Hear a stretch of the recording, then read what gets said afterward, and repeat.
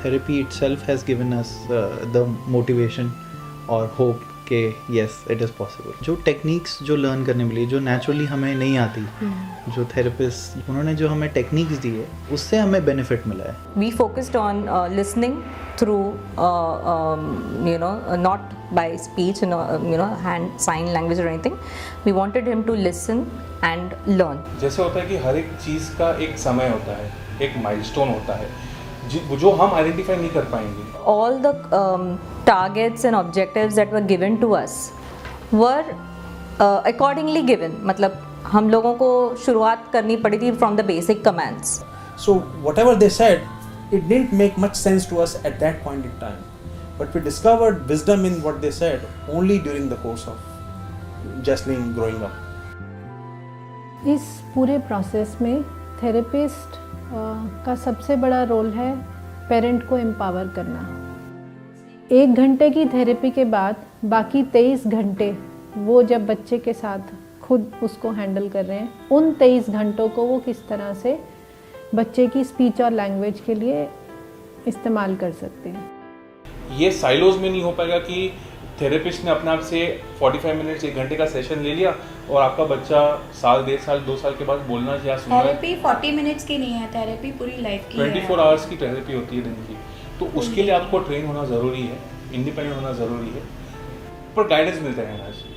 कितने सब खुद बोलते हैं कि 20% हमारा काम है जो ऑपरेशन कर दिया है, वो 80% ऑपरेशन के बाद का काम है जो थेरेपी लेना है. If a parent asks me कि बाद में थेरेपी की क्या इंपॉर्टेंस है, the usual figure if the ask कितना है, तो we put it as the success of your child doing well will depend 90% on the post of rehabilitation which you go through. सबसे इम्पॉर्टेंट ये होती है कि this counselling should start right from the beginning.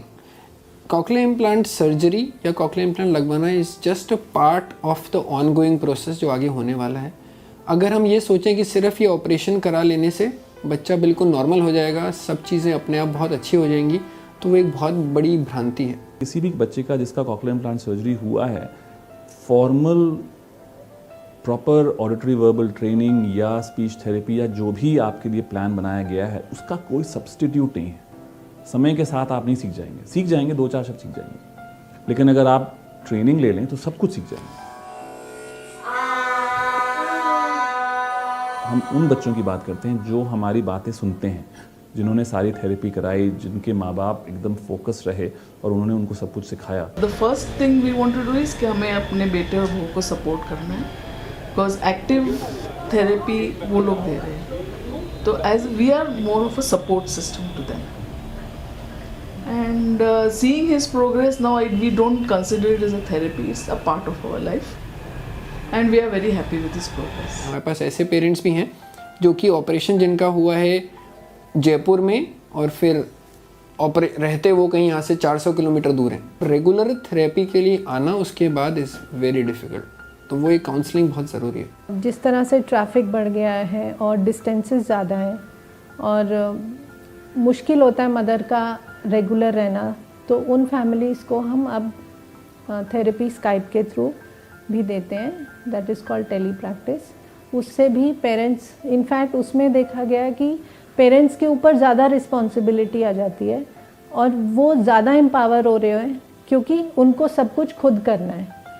So therapist acts only like a guide. Skype session से ये हो रहा है कि स्काइप से मैम हमको देख रही है, हमने क्या मिस्टेक्स करी है, बच्चे को किस तरह से और इनोवेटिव तरीके से कर सकते हैं, वो हमको 10 चीज़ें और बता देते हैं.